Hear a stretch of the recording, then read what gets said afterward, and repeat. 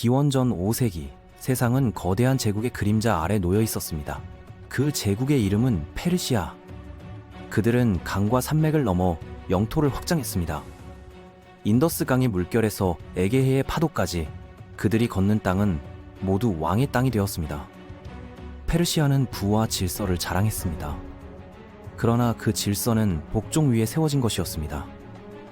그들은 조공을 요구했고 무릎 꿇는 것을 평화라 불렀습니다. 복종을 예의라 여겼고 침묵을 충성이라 칭했습니다. 하지만 그 서쪽 끝자락에는 제국이 손댈 수 없는 땅이 있었습니다. 산과 바다로 둘러싸인 작은 반도, 그곳에는 스스로의 자유를 신의 축복처럼 여기는 도시국가들이 있었습니다. 아테네, 스파르타, 코린토스, 그리고 테베. 이 도시들은 서로 다른 신을 섬겼고 서로 다른 언어로 다투었습니다. 그러나 그들 모두가 한 가지에서는 같았습니다. 그들은 자유를 잃지 않으려 했습니다. 페르시아의 사절이 그리스에 도착했을 때 왕의 이름으로 흙과 물을 요구했습니다. 그것은 복종의 표시였습니다. 하지만 스파르타인들은 그 사절을 우물 속으로 던졌습니다. 그리고 말했습니다. 흙과 물이 필요하다면 저 아래서 찾아가시오. 그날 이후 제국의 왕은 분노했습니다. 바다는 다시는 고요하지 않았습니다. 전쟁의 바람이 그리스로 불어오기 시작했습니다.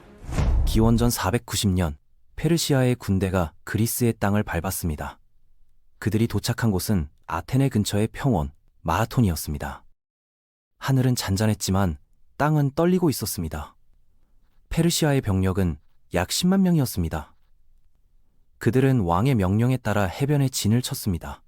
그들의 갑옷은 햇빛에 반짝였고 깃발은 사막의 붉은 먼지를 머금고 있었습니다. 반면 아테네의 병력은 고작 10,000명 남짓이었습니다. 그들의 장비는 낡았고 보급은 부족했습니다. 그러나 그들의 눈빛은 단단했습니다. 장군 밀티아데스는 말했습니다. 우리가 도망친다면 내일의 아이들은 노예로 태어날 것이다. 그 말은 명령이 아니라 결심이었습니다. 병사들은 고개를 끄덕였습니다. 그리고 다음 날 그들은 싸우러 나갔습니다. 새벽의 안개가 걷히자 마라톤 평원은 숨을 죽였습니다. 그리스의 병사들이 방패를 들어올렸습니다. 그들은 함성을 지르지 않았습니다. 고요한 결의 속에서 돌격이 시작되었습니다. 페르시아의 병사들은 놀랐습니다. 적은 그들의 3배도 넘었지만 그리스군은 두려움을 느끼지 않았습니다. 방패와 방패가 부딪혔고 창끝이 빛을 그었습니다. 팔랑크스 진영이 밀고 들어갔습니다. 인간의 벽이 움직이기 시작했습니다. 전투는 하루 만에 끝이 났습니다. 페르시아의 병사 6,000명이 쓰러졌고 그리스군의 전사자는 192명이었습니다. 마라톤 평원에 서 있던 병사들은 땀과 피로 얼룩진 얼굴로 서로를 바라보았습니다. 그들은 처음으로 느꼈습니다.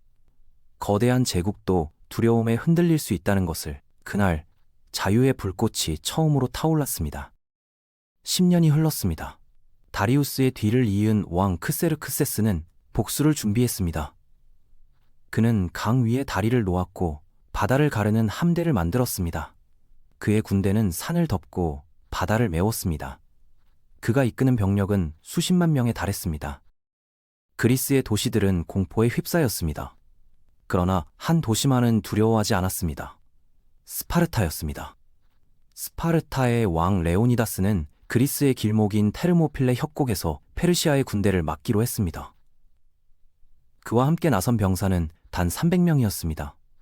그 외에도 약 1,000명 남짓의 그리스 연합군이 있었습니다. 그들은 알고 있었습니다. 이 싸움은 승리하기 위한 것이 아니라 시간을 벌기 위한 싸움이었습니다. 전투가 시작되었습니다. 페르시아의 병사들이 협곡으로 몰려들었습니다. 그러나 좁은 길에서는 숫자가 의미를 잃었습니다. 스파르타의 방패벽은 무너지지 않았습니다. 첫째 날 페르시아군은 실패했습니다. 둘째 날도 마찬가지였습니다. 셋째 날 아침 한 그리스인이 페르시아에 협곡의 비밀 통로를 알려주었습니다. 페르시아군은 그 길로 돌아 들어왔습니다. 레오니다스는 모든 병사에게 철수 명령을 내렸습니다. 하지만 자신과 300명의 병사는 남았습니다. 그는 말했습니다. 오늘 우리는 죽을 겁니다. 그러나 우리의 죽음은 자유의 씨앗이 될 것이다. 페르시아에 창과 화살이 쏟아졌습니다. 스파르타의 병사들은 쓰러졌지만 끝까지 방패를 내려놓지 않았습니다. 레오니다스 왕은 마지막까지 서 있었습니다. 그의 시신이 쓰러졌을 때 전장은 침묵했습니다. 페르시아는 이겼습니다. 하지만 그 승리는 두려움의 승리였습니다. 스파르타와 300전사의 이름은 불멸이 되었습니다. 크세르크세스는 자신이 승리했다고 생각했습니다.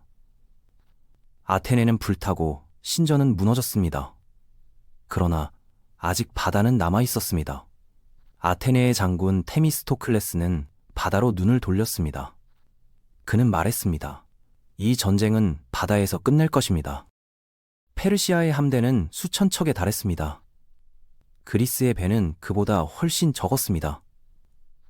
테미스토클레스는 그들을 살라미스 해협으로 유인했습니다. 해협은 좁았습니다. 거대한 페르시아의 배들은 방향을 잃었습니다. 그리스의 배들이 들이받았습니다. 부서진 목재가 물 위를 뒤덮었습니다. 불이 붙은 배들이 불길을 내뿜었습니다.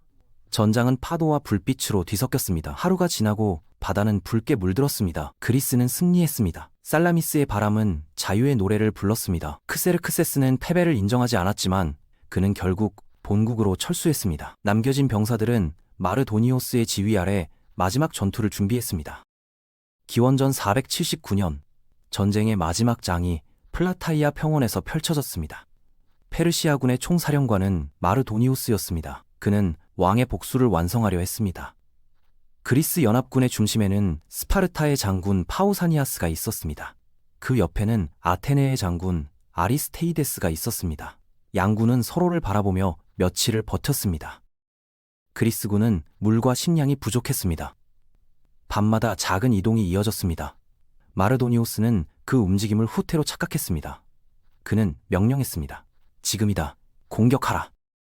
새벽, 안개가 걷히자 페르시아의 기병이 돌진했습니다. 말발굽이 땅을 치고 먼지가 하늘로 솟았습니다. 그러나 스파르타의 방패벽은 움직이지 않았습니다. 그들은 방패와 방패를 맞대고 버텼습니다. 파우사니아스는 고개를 들어 하늘을 바라보았습니다. 그리고 조용히 말했습니다.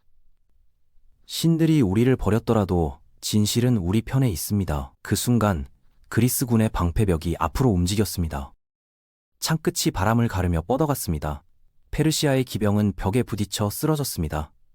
그리스군은 멈추지 않았습니다. 마르도니오스의 근위대가 중앙으로 돌격했습니다. 그는 직접 말을 타고 진도에 섰습니다.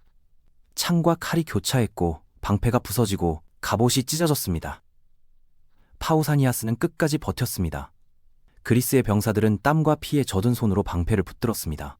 마르도니오스는 쓰러졌습니다. 그의 갑옷은 갈라졌고 제국의 군대는 무너졌습니다. 페르시아의 깃발이 불타올랐습니다.